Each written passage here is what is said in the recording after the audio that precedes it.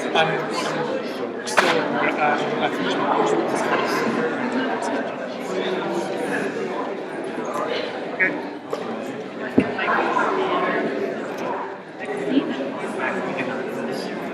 Sure. It's just an extra monitor to help them play. Oh, looks like well, looks like just pulled the power off. It's all good. Does it go any further back? Okay, welcome back.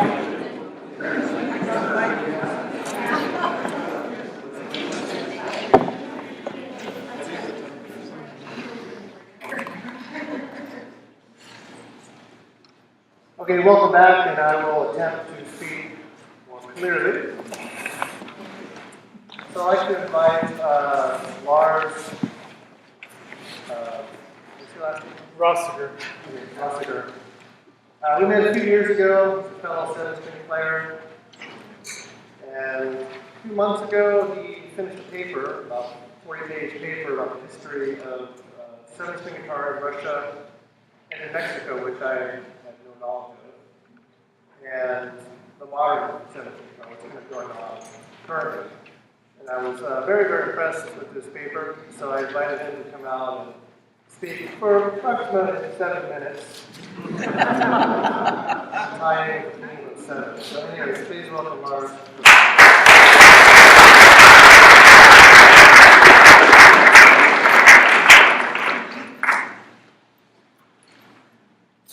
Very good evening to you all.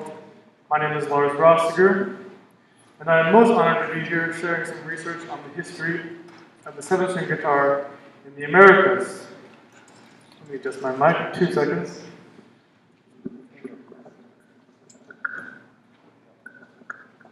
Oh, do you need that a little higher, buddy? A little higher, please. Sure.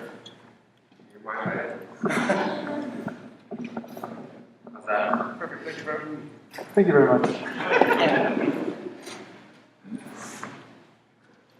Sharing some history of the seven-string guitar in the Americas, it was a historic achievement when Brazilian musician Luis Otávio Braga oversaw the building of Brazil's first all-nylon seven-string guitar in 1983, before they had been a mixture of cello strings, steel strings, quite an improvised sort of stringing for the guitars. For further reading on this, I refer you to the Encyclopedia of Latin American Popular Music, edited by George Torres.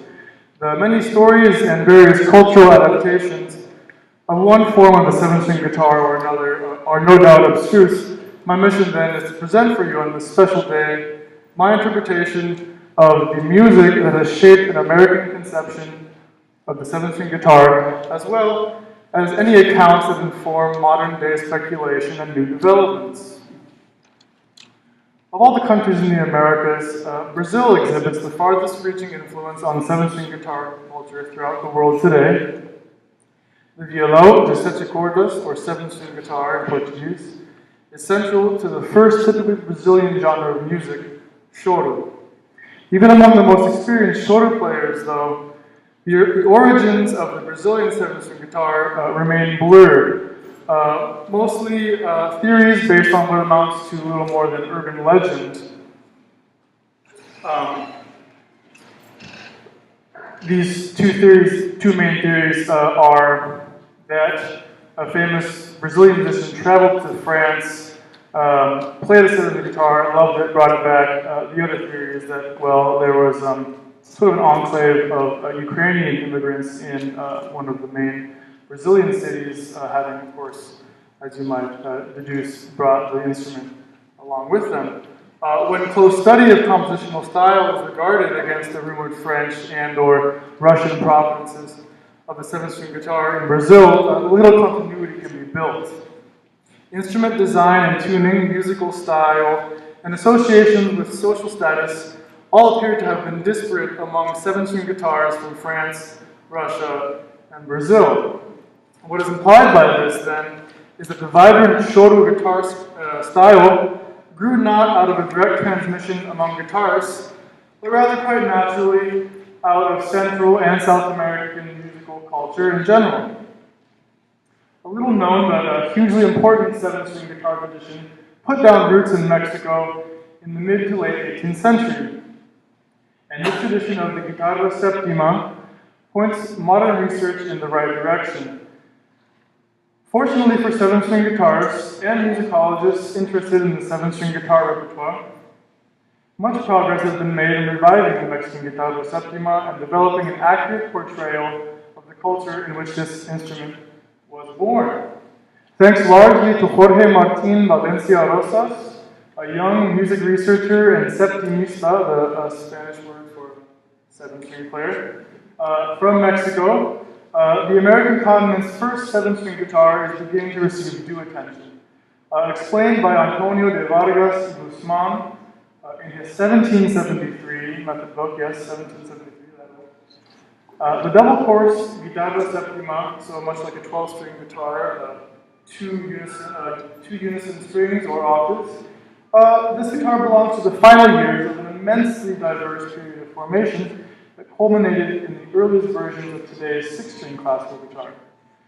From the fretless Arabic oud to the Western lute, Spanish vihuela, and 4- and 5-course guitars, the 300 years encompassing what are commonly called the Renaissance and Baroque periods in Western classical music remind students of history that the guitar is an instrument defiant of standardization. An especially useful tool for arrangers or singers in need of accompaniment, the guitar proved itself during this time as an instrument fully capable of bridging the divide between oral and written traditions, common and noble classes, vocal and instrumental styles, and perhaps most deserving of further inquiry, secular and sacred music. It is this last rift, the one with which most of my research is related to directly. Situations analogous to both the tensions and harmonies between worldly existence and church teachings are numerous. Remember, we're talking about Catholic missionaries that are bringing these first instruments to the New World. One pertinent example is that in both Mexico and Brazil, government-sponsored orchestras and wind bands united communities through music, where full ensembles were not possible, smaller groups formed. These groups most often included the guitar to perform the function of the bass instruments in larger ensembles. So, one will observe the inter-instrumental nature of the 7-string guitar. It has been proposed that theater groups shared music among major urban centers in South America. This idea would support remnants of continual exchange between Mexico and Brazil. These countries are not so close together, but a lot closer than France or Russia, right? The following fact remains unchallengeable, though. The Mexican guitarra septima is much more akin to the Brazilian violão de sete cordas than either the French heptachord, similar to the harp-guitar, or the Russian semistrunная guitarra, which is very different, an open tuning and a much different style. Aside from historical evidence supporting theories on the American 7-string guitar's Mexican origins, one practical lesson to be learned from my study is that the 7-string guitar has long been a symbol of innovation. More than just forward-thinking, heptachordophones, they mean reconciliation. For me, the vision of playing 7-string guitar came on the wings of my interest in vocal music. I hope to apply the principles of the voice to the 7-string guitar and vice versa. As an integral third part of my plural inspiration, the humanities inform my art of the written and spoken word. So let us all be reminded of what we have in common as 7-string lute family instrumentalists and vocalists. In at least one way, each of our performers this evening embodies the essence of what it means to unite contrasting artistic worlds with 7-string instruments. Matthew Grasso has cited his passion for late Romantic and early 20th century orchestral music, as well as how that music impacted his arranging and composing. True, he will perform tonight on the famed Rosager guitar, so suffice it to say that sonic possibilities increased exponentially with his move from 6 to 7-string guitar.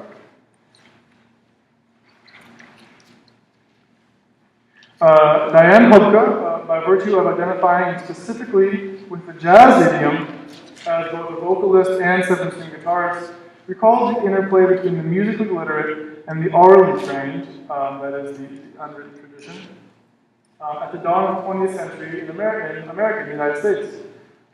Full adherence to notation and, at the other extreme, freedom to improvise are central to the history of jazz.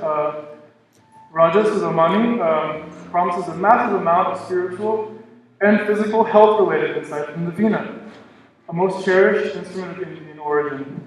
Studying the inseparable relationships between the Veena and gods and goddesses of all kinds, as well as the instrument's structural similarities to the human body, one continues to find deeper understanding and appreciation for everything that is.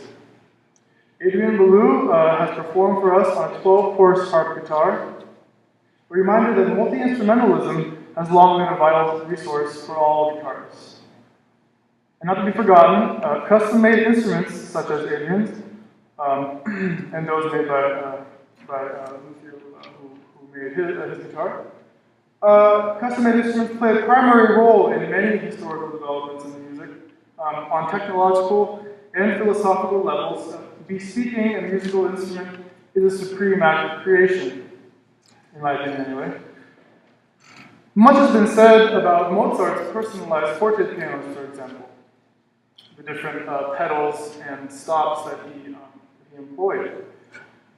Curiosity, then, while it may have killed the cat, has certainly made for a wonderful journey through music history.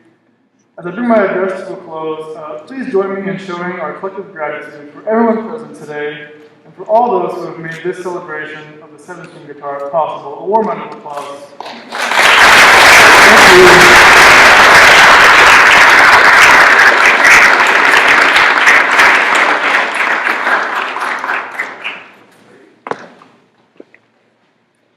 Thank you.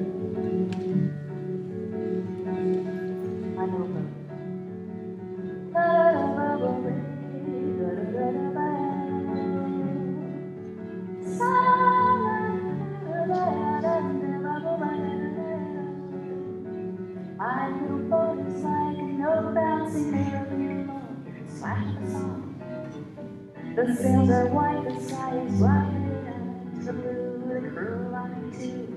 Where we can share love songs together, on a little paradise that's afloat.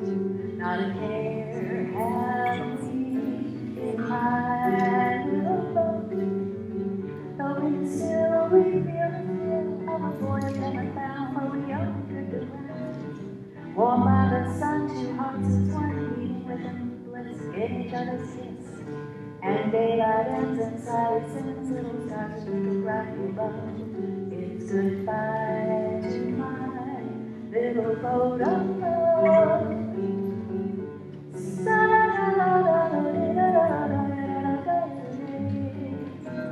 Side out,